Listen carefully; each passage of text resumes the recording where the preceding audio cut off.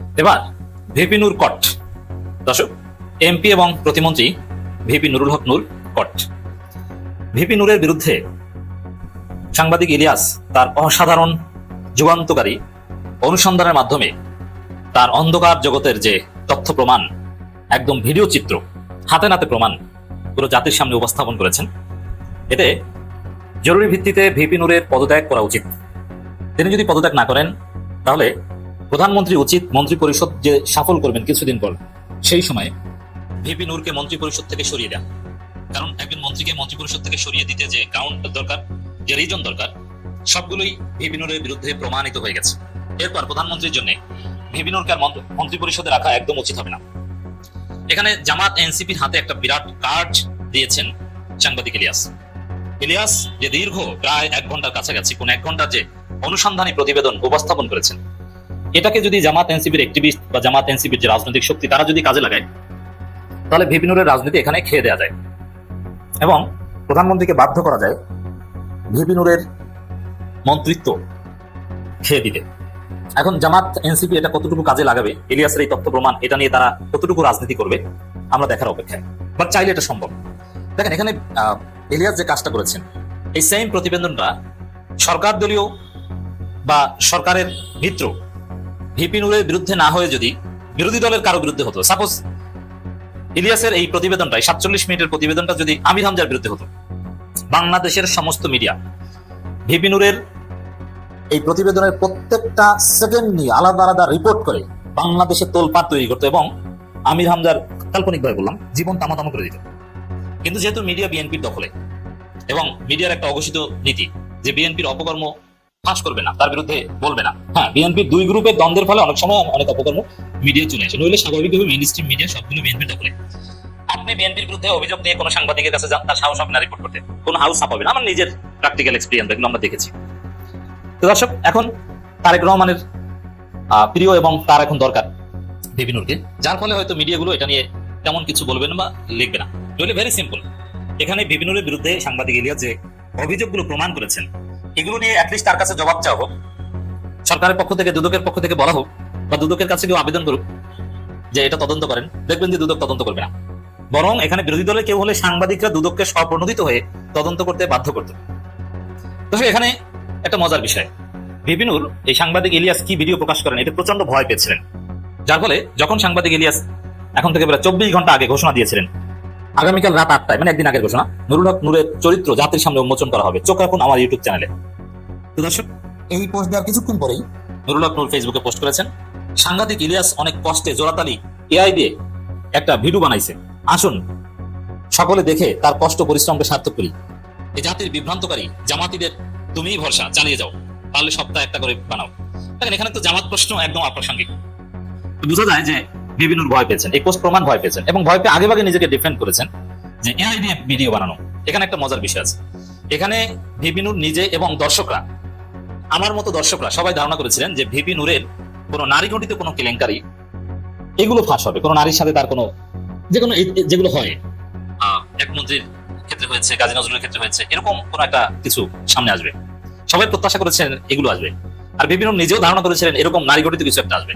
কিন্তু না, নারী ঘটিত, যদিও নারী ঘটিত বিষয় আছে এখানে, তবে সুনির্দিষ্টভাবে নারী ঘটিত ওইরকম কোনো আপত্তিকর ভিডিও এখানে আসে নাই। তো ভিপি নূর ভেবেছিলেন যে নারী ঘটিত ভিডিও আসবে, এই কারণে বলেছিলেন যে এআই। এখন নারী ঘটিত ভিডিও আসলে নিজে বাঁচার জন্য একটা কমন বক্তব্য আছে যে এটা এআই দিয়ে তৈরি। তো এখন ভিপি নূর, সাংবাদিক ইলিয়াস এখানে যে তথ্য প্রমাণ দিয়েছেন, এখানে তো এআই রিলেটেড কিছু নাই। তো ভিপি নূর বুঝতে পারেন না যে তার বিরুদ্ধে কি আসতে যাচ্ছে। এখন যেহেতু তিনি নারী ঘটিত কোনো একটা বিষয়ের শঙ্কা করেছেন, এখান থেকে একটা বিষয় ধারণা করা যায় নারী ঘটিত কোনো দুর্বলতা ভিপি নূরের রয়েছে, হয়তো রয়ের কাছে কিংবা মোসাদের কাছে এরকম কোনো মাল মশলা থেকে থাকতে পারে, যার ফলে র মোসাদের গণ্ডির বাইরে থেকে ভিপি নূর চাইলেও যেতে পারবেন না, ভিপি নূর অনেকটা অসহায় নিরুপায় হয়ে থাকতে পারেন। তো নূর ভেবেছিলেন যে ওই নারী ঘটিত কোনো একটা বিষয় ইলিয়াসের হাতে হয়তো চলে গিয়েছে। দেখেন, নূরকে ইউনূসের আমলে মারাত্মকভাবে আহত করা হয়েছিল, সিঙ্গাপুরে চিকিৎসা নিতে হয়েছে।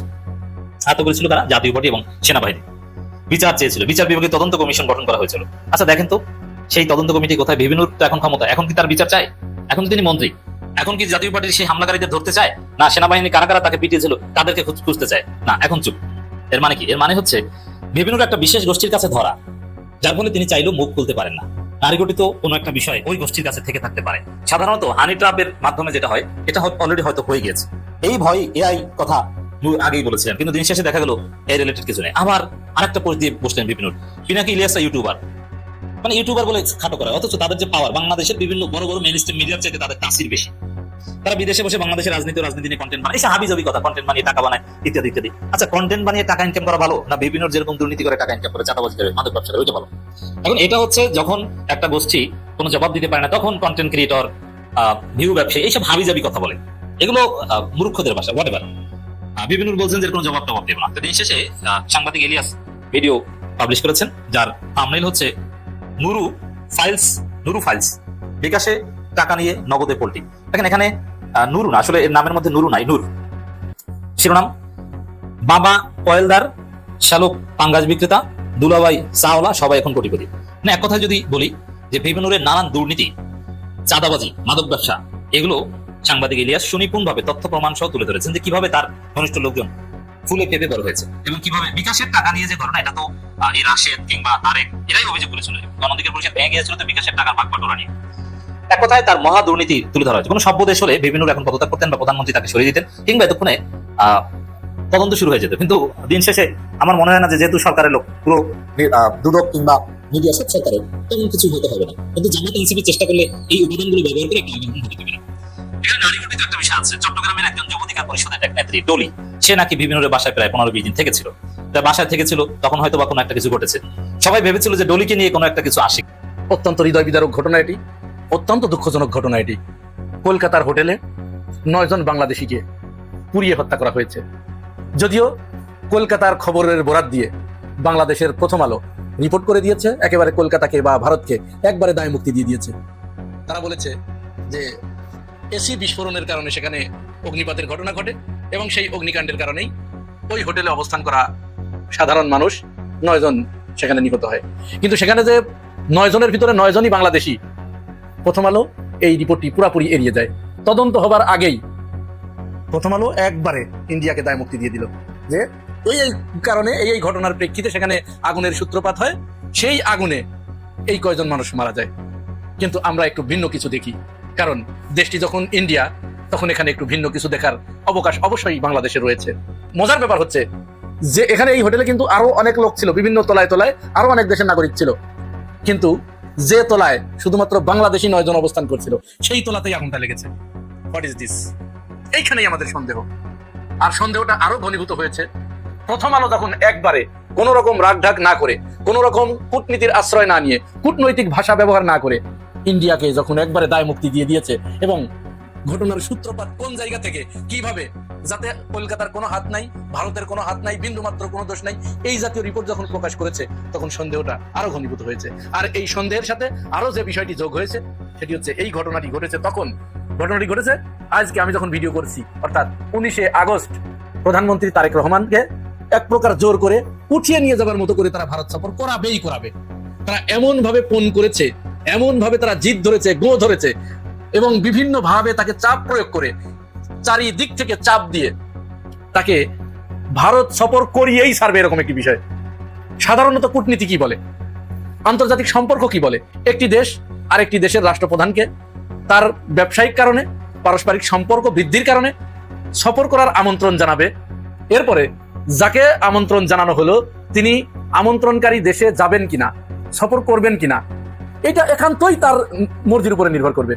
রাষ্ট্র পরিচালনা বডি যারা আছে, তার উপদেষ্টারা আছে, তাদেরকে নিয়ে তিনি বসে আলাপ আলোচনা করবেন যে এইখানে যাওয়া এখন এই মুহূর্তে সম্ভব কিনা, এখন গেলে কি কি অসুবিধা হতে পারে, এখন গেলে কি কি সুবিধা হতে পারে, এখন গেলে সুবিধার চেয়ে অসুবিধা বেশি নাকি অসুবিধার চেয়ে সুবিধা বেশি, এই নানাবিধ বিষয় চুলচেরা বিশ্লেষণের পরে তারপরেই কিন্তু সিদ্ধান্তটা জানানো হয়। ঠিক নির্বাচনের পরবর্তী সময়কাল থেকেই ভারত বাংলাদেশের মাননীয় প্রধানমন্ত্রী জনাব তারেক রহমানকে সে দেশে সফর করার জন্য একের পর এক চাপ প্রয়োগ করে আসছে। প্রথমে তারা আমন্ত্রণ জানিয়েছে, আমন্ত্রণ জানাতে যখন এই দিক থেকে সেইভাবে রেসপন্সটা আসে নাই, তখন তারা কি করেছে আপনাদের মনে আছে নিশ্চয়। তার সর্বশেষ যে প্রেশার হিসেবে তারা যেটা করলো, একদিক দিয়ে প্রধানমন্ত্রীর ওই অফিসের দরজা দিয়ে ঢুকিয়ে দিল দীনেশ ত্রিবেদীকে, আর অন্যদিকে চীন থেকে সরাসরি তাদের যে গোয়েন্দা সংস্থা সেই রয়ের প্রধান পরাগ জৈনকে সেখানে ঢুকিয়ে দিলেন। এবারে দ্বিমুখী চাপ দেয়া শুরু হলো। উদ্দেশ্য তাদের এরকম, তুমি কেন যাবা না, তোমাকে যেতেই হবে। আমাদের খুব মনে পড়ে যাচ্ছে এখন, আপনাদের মনে আছে নিশ্চয়, কিছুদিন আগে মার্কিন যুক্তরাষ্ট্রের প্রেসিডেন্ট ডোনাল্ড ট্রাম্প তিনি ভেনিজুয়েলার প্রেসিডেন্ট মাদুরোকে জোর করে উঠিয়ে নিয়ে গিয়েছিলেন, মনে আছে? আমাদের তো মনে হচ্ছে ভারত প্রধানমন্ত্রী তারেক রহমানকে পারলে এইভাবে উঠিয়ে নিয়ে যায়। কেন রে ভাই, এত স্বার্থ কেন তোমার? এখন বাংলাদেশের প্রধানমন্ত্রী সেখানে যাবেন, সেখানে গেলে তিনি কতটুকু নিরাপত্তা পাবেন?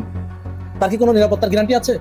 দেশটি যখন ভারত, তখন তো এই অবিশ্বাসটুকু বাংলাদেশের মানুষ করতেই পারে, কারণ ইতিপূর্বে তারা বাংলাদেশের সাথে এমন কোনো আচরণ করে নাই যে আচরণের কারণে তাদের উপরে বিশ্বাস স্থাপন করা যায়। এরকম নজির তারা স্থাপন করতে পারে নাই। আর তারপরে বিগত 17টা বছর ধরে যে শেখ হাসিনাকে নির্লজ্জের মতো তারা এখানে সাপোর্ট দিয়ে রেখেছে, তাদের দিয়ে যাবতীয় অপকর্ম করিয়েছে, তার মাধ্যমে বিএনপি এবং জামাতের নেতাকর্মীদের উপরে যে সীমাহীন অন্যায়, অত্যাচার, গুম, খুন এগুলো ভারত এখানে করিয়েছে। আবার তাকে সেখানে নিয়ে গিয়ে আশ্রয় দিয়ে রেখেছে, জায়গা করে দিয়েছে, তাকে রীতিমতো মিছিল মিটিং করতে দিচ্ছে, তাকে প্রোগ্রাম করতে দিচ্ছে, সাংবাদিক সম্মেলন করতে দিচ্ছে, সাংবাদিক সম্মেলন করে বাংলাদেশের রাজনৈতিক পরিস্থিতিকে উত্তপ্ত করে তোলার মতো যাবতীয় আয়োজন সব তারা তার মাধ্যমে করাচ্ছে। সেইখানে আবার আরেকজনকে ডেকে নিয়ে যাবে জোর করে, যে আসো, কি হয়েছে, আসো, সমস্যা কি, তুমি আসবে না, তোমাকে আসতেই হবে, এইভাবে জোর করে সেখানে নিয়ে যেয়ে দস্তখত করে নেবে, বিভিন্ন চুক্তিগুলো স্বাক্ষর করিয়ে নেবে জোর করে। চুক্তিতে স্বাক্ষর না করলে যে কোনো একটা দুর্ঘটনা তো ঘটিয়ে দিতেই পারে, তার প্রাণ নাশের হুমকি রয়েছে। সুতরাং সবকিছু চিন্তা ভাবনা করে, তার নিরাপত্তার ইস্যুগুলো চিন্তা ভাবনা করে ভারতের সাথে এই মুহূর্তে সম্পর্ক কতটুকু সুখকর হবে, এই সব বিচার বিবেচনা করার পরে যখন মাননীয় প্রধানমন্ত্রী জনাব তারেক রহমান যখন সাফ জানিয়ে দিয়েছে, দুটি শর্ত যখন তার সামনে ফেলেছে, ভারতের সামনে, যে তুমি উসমান হাদির হত্যাকারীকে ফেরত দিতে হবে, আর 2, শেখ হাসিনাকে চুক্তি মোতাবেক ফেরত দিতে হবে। এই দুটি শর্তে যদি তুমি রাজি হও, আর 3 নাম্বার আরেকটি শর্ত এখানে সংযুক্ত করে দিয়েছেন, যে তোমাকে উপযুক্ত একটা পরিবেশ তৈরি করতে হবে। উপযুক্ত পরিবেশ মানে কি? এই মুহূর্তে সেখানে পরিবেশ নাই, সেখানে যাওয়ার মতো কোনো পরিবেশ নাই এই মুহূর্তে। বাংলাদেশের প্রধানমন্ত্রী ভারত সফর করবে, এই ভারত সফরের যাওয়ার জন্য যে ধরনের পরিবেশ সেখানে থাকা দরকার, সেই ধরনের পরিবেশ এই মুহূর্তে নাই নাই নাই। তাহলে কেন তিনি সেখানে যাবেন? এই 3টি শর্ত যখন দিয়ে দিয়েছে, এই 3টি শর্ত দেওয়ার পরে একসাথে তারা এবার কয়েকটা বিষয় এখানে দেখেন লক্ষ্য করার মতো। তাদের যারা কূটনীতিক আছে, রাজনীতিবিদ আছে, এবং তাদের যে সমস্ত মিডিয়াগুলো আছে, মিডিয়া হাউসগুলো আছে, তারা একের পর এক বাংলাদেশ এবং প্রধানমন্ত্রী তারেক রহমানকে নিয়ে উপর্যুপরি কুরুচিপূর্ণ মন্তব্য করে যাচ্ছে। তাদের পত্রিকাগুলো কুরুচিপূর্ণ ভাষায় শিরোনাম করছে, আবার তাদের কূটনীতিবিদেরা, তাদের রাজনীতিবিদেরা কুরুচিপূর্ণ ভাবে তারা মন্তব্য করছে। এর ভিতরে বেশ কয়েকজন আছে, তার ভিতরে উল্লেখযোগ্য বিনা সিকরি, যিনি বাংলাদেশে সাবেক ভারতীয় হাই কমিশনার ছিলেন, সেই বিনা স্বীকৃতি তিনি পরিষ্কার করে বলেছেন যে বাংলাদেশের প্রধানমন্ত্রী তারেক রহমান ভারত সফরের ব্যাপারে তিনি অত্যধিক রূঢ় এবং অহংকারী মনোভাব পোষণ করছেন। মানে বিষয়টা এরকম, বাংলাদেশের তো নিজস্বভাবে সিদ্ধান্ত নেবার স্বাধীনতা তার নাই, এটা ভারতের অঙ্গরাজ্য, তো এজন্য উনি যখন যাবেন তখনই ওনাকে এখান থেকে তাকে যেতে হবে, উনি ডাকলেই ওখান থেকে জি হুজুর আসছি এরকম করতে হবে। আরো 2 জন কূটনীতিক, তারাও অত্যন্ত কদর্যপূর্ণ ভাষায় মন্তব্য করেছে, এবং তাদের এই মন্তব্যের মাধ্যমে তারা এই মনোভাব প্রকাশ করে দিয়েছে, তারা এটি প্রকাশ করে দিয়েছে যে এই বাংলাদেশ তাদের একটি অঙ্গরাজ্য, তারা যখন ডাকবে তখনই বাংলাদেশের প্রধানমন্ত্রী যেই থাক তাকে ছুটে যেতে হবে, জি হুজুর করতে করতে যে তাদের পায়ে কদম বুচি করতে হবে। কিন্তু মিস্টার দাদাবাবু, পরিষ্কার করে শুনে রাখুন, যে অপকর্ম বাংলাদেশের উপরে করেছেন, বাংলাদেশের সাথে যে অপকর্ম করেছেন, এই অপকর্মের প্রায়শ্চিত্ত তো আপনাকে করতে হবে। আপনি অপরাধের প্রায়শ্চিত্ত করবেন না, আবার যখন ডাকবেন তখন আপনার কাছে ছুটে যাবে না, সেই দিন আর নাই দাদাবাবু, সেই দিন আর নাই, ওটা সম্ভব না। যাই হোক, যে কথাটি বলতে গিয়ে এত দূরে চলে আসলাম, পরিস্থিতি যখন এই, মাননীয় প্রধানমন্ত্রী যখন পরিষ্কার করে জানিয়ে দিলেন যে তিনি যাবেন না এই দুটি বিষয়ের সুরাহা না হওয়া পর্যন্ত, ঠিক তার 2য় দিনেই ভারতীয় কূটনীতিকেরা, সাবেক কূটনীতিকেরা, তারা ওই ধরনের কদর্যপূর্ণ ভাষায় মন্তব্য করা শুরু করলেন। আর দ্বিতীয় যে মারাত্মক ভয়ঙ্কর ঘটনাটি ঘটলো, কলকাতার হোটেলে 9 জন বাংলাদেশি আগুনে পুড়ে মারা গেলেন। বাংলাদেশের জনগণ এইটাকে কোনো মতো অবস্থায় বিচ্ছিন্ন